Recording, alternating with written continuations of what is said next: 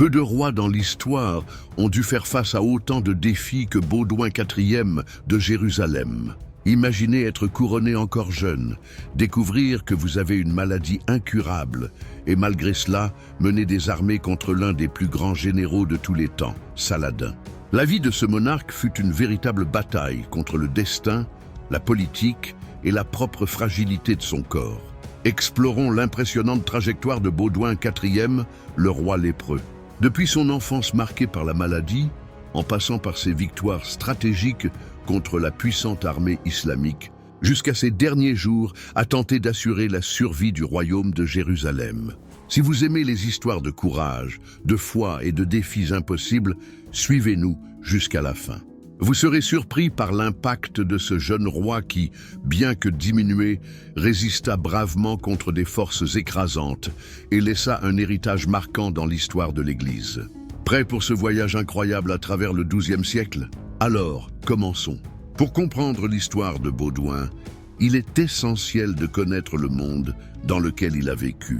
Au XIIe siècle, le royaume de Jérusalem était l'un des États croisés formés après la première croisade, lorsque les chrétiens européens conquirent la Terre Sainte. Malgré les victoires initiales, la survie du royaume était fragile, entouré d'ennemis musulmans et divisé par des luttes internes. Dans le monde islamique, une grande menace surgissait sous le nom de Saladin. Chef kurde et sultan d'Égypte et de Syrie, il unifia les musulmans sous sa bannière et avait un objectif clair: reprendre la marche vers Jérusalem. Pendant ce temps, au sein du royaume chrétien, la politique était instable, avec des nobles en lutte pour le pouvoir et l'influence. Baudouin IV naquit au milieu de ce climat de tension.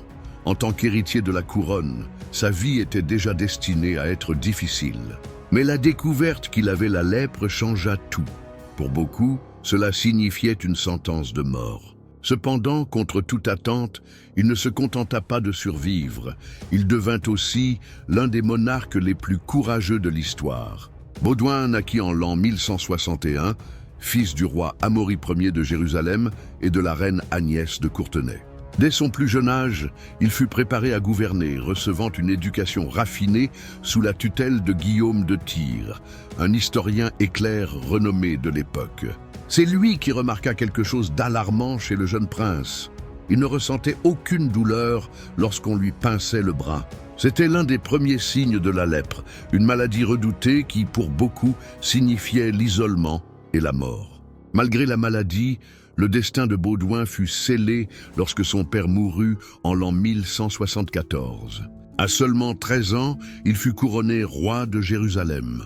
La fragilité de sa santé fit douter beaucoup de sa capacité à gouverner. Mais le jeune monarque surprit tout le monde. Déterminé, il ne se laissa pas abattre et fit preuve de remarquables talents militaires.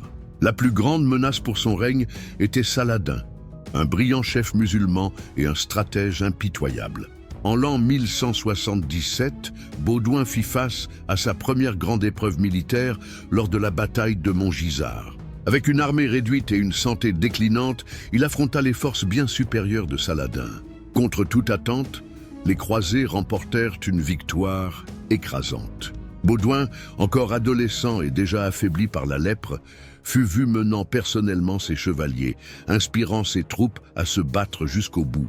Cette victoire donna au jeune roi une réputation légendaire et retarda les plans de Saladin de plusieurs années. Cependant, sa maladie continuait de progresser. La lèpre déformait son visage et son corps, et il commença à perdre l'usage de ses mains et de sa vue.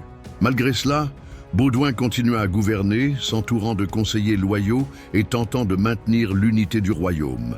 Mais les luttes internes entre les nobles chrétiens devenaient de plus en plus dangereuses. Le roi savait qu'il ne vivrait pas longtemps et devait assurer la succession au trône.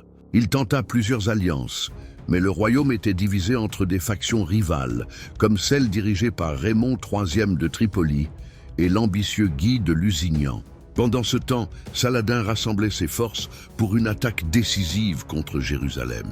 La situation politique et militaire devenait de plus en plus instable, et Baudouin, bien que diminué, se préparait encore à une grande bataille. Ces dernières années furent marquées par une lutte incessante contre l'avancée de l'ennemi et les intrigues internes de son propre royaume. La lèpre affaiblissait de plus en plus son corps, mais son esprit restait vif. Il savait qu'il ne pourrait pas diriger Jérusalem encore longtemps et tenta d'assurer une succession stable. Mais les nobles croisés étaient divisés. Le plus grand problème était Guy de Lusignan, mari de sa sœur Sibylle. Baudouin n'avait jamais eu confiance en Guy et craignait qu'il ne soit pas capable de défendre le royaume. Dans une tentative de contourner cette menace, il nomma son neveu Baudouin V, co-roi, espérant qu'un conseil de régents maintiendrait le royaume en sécurité après sa mort. Cependant, la division entre les factions chrétiennes affaiblissait Jérusalem. Pendant ce temps, Saladin ne cessait de rassembler ses forces. En l'an 1183, il lança une nouvelle offensive contre les États croisés, attaquant le château de Kérak. Même gravement malade, Baudouin quitta Jérusalem sur une litière portée par des chevaliers et marcha vers le combat. Sa présence força Saladin à battre en retraite une fois de plus, mais tous savaient que cette résistance ne durerait pas éternellement. Dans les années qui suivirent, sa santé se détériora rapidement. Le roi ne pouvait plus marcher ni utiliser ses mains, et son visage était défiguré par la lèpre. Il resta néanmoins au pouvoir jusqu'en l'an 1185, lorsqu'il renonça officiellement au trône en faveur de son neveu Baudouin V, n'ayant plus la force de gouverner. Peu de temps après, la même année, Baudouin IV mourut à seulement 24 ans. Sa mort laissa Jérusalem vulnérable. Guy de Lusignan finit par prendre le pouvoir après la mort du jeune Baudouin V, et son règne désastreux mena à la plus grande tragédie pour les croisés, consacrant leur défaite à la bataille de Hattin en l'an 1187. Grâce à cette victoire, Saladin prit finalement Jérusalem, mettant fin à près d'un siècle de domination chrétienne sur la ville sainte. Malgré sa courte vie et sa terrible condition physique, Baudouin s'imposa comme un leader extraordinaire. Affrontant l'une des maladies les plus redoutées du Moyen-Âge, il résista héroïquement à Saladin et repoussa la chute de Jérusalem pendant près d'une décennie. Son héritage est celui d'un roi courageux, d'un brillant stratège et d'un symbole de détermination face à la souffrance. L'histoire de Baudouin est l'une des plus fascinantes des croisades. Bien qu'ayant été couronné adolescent et condamné par une maladie incurable, il défia toutes les probabilités. Même affaibli par la lèpre, il mena des armées, affronta Saladin et retarda la chute de Jérusalem. Son héritage dépasse le cadre de la guerre. Baudouin incarne le courage, la résilience et la lutte contre le destin. Il ne laissa pas sa condition physique le définir, prouvant que le leadership et la bravoure ne dépendent pas de la force physique, mais de la détermination et de l'intelligence. Son règne, bien que court, laissa une empreinte profonde dans l'histoire médiévale et l'imaginaire des croisades.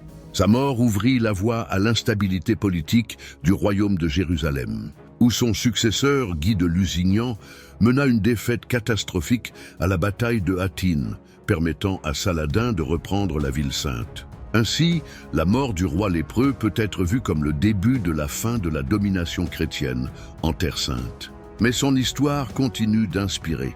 Baudouin est un symbole de courage et de résistance. Si vous avez aimé la vidéo, likez, abonnez-vous à la chaîne et laissez votre commentaire. Nous nous retrouvons bientôt pour une nouvelle histoire incroyable. À la prochaine.